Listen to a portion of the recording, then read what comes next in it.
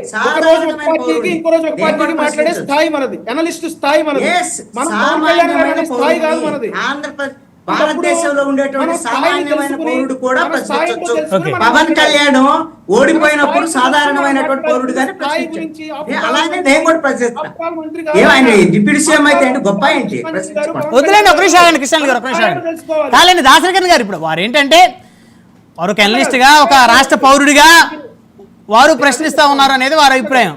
ఇందాక ఆయన ఒక కమెంట్ పాస్ చేసేసారు, మంత్రులు, డిప్యూటీ సీఎం అందరూ అవినీతి పరులే, ఈ నెల అక్కడికి వెళ్ళి చేసేది ఏంటి అనే స్టేట్మెంట్ కూడా పాస్ చేశారు ఆయన. నేను అన్నారు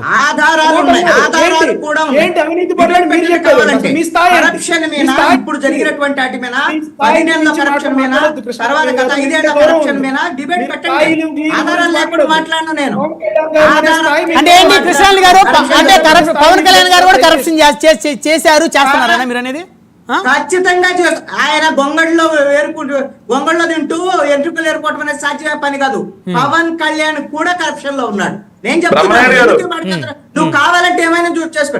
నేను కాకినాడ పోర్టుకు సంబంధించినటువంటి విషయంలో పవన్ కళ్యాణ్ ప్రైవేట్ పంచాయతీలో ఉన్నాడా లేదా చెప్పనండి, ఉన్నాడా లేదా చెప్పనండి. ఒకవేళ ఉంటే సరే ఉన్నారని అన్నావు మీరు అన్న దాన్ని బట్టి పవన్ కళ్యాణ్ గారికి ఏమైనా ముడుపులు వచ్చింది మీరు చూసారా దగ్గరుండి? అంటే మీరు వైఎస్ఆర్ కాంగ్రెస్ పార్టీ 5 ఏళ్ల ముడుపులు, ఇప్పుడు పవన్ కళ్యాణ్ ఎన్నో ఆరోపణలు చేశారు. ఇప్పుడు వరకు ఆధారాలు చేసుకోవాల్సింది మీరు ప్రభుత్వంలో ఉన్నారు. చెప్పాలి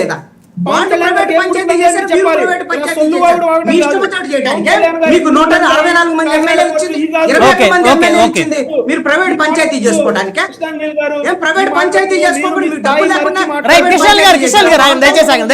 కిరణ్ గారు కంక్లూజన్ ఇచ్చేయండి. కంక్లూజన్ ఇచ్చే సమయం లేదు. నేను కంక్లూడ్ చేస్తా.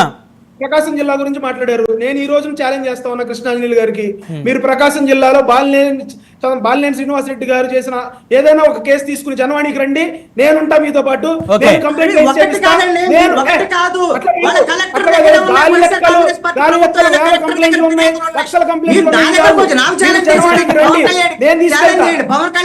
చెప్పండి,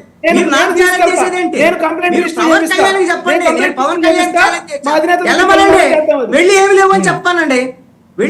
కాదండి కృష్ణ గారు ఒక విషయం ఆగండి. వారు ఏమంటున్నారంటే నిజంగా ఉంటే ఆ యొక్క కంప్లైంట్లు ఏవైతే ఉన్నాయో అవి తీసుకొచ్చి జనవాణికి వస్తే తీసుకురమ్మని. కాదండి, ప్రకాశం జిల్లా కలెక్టర్ దగ్గర రిజిస్టర్ అయి ఉన్నాయి బొచ్చుడని కంప్లైంట్స్ ప్రకాశం కలెక్టర్ దగ్గర రివ్యూ పెట్టమని. చూద్దాం రివ్యూలు అసలు నిజంగా మీరు అన్నట్టు రివ్యూ మీటింగ్స్ ఆయన జిల్లా కలెక్టర్లతోటి, జిల్లా అధికారులతోటి పెట్టే అవకాశం ఏ మేరకు ఉందో చూద్దాం.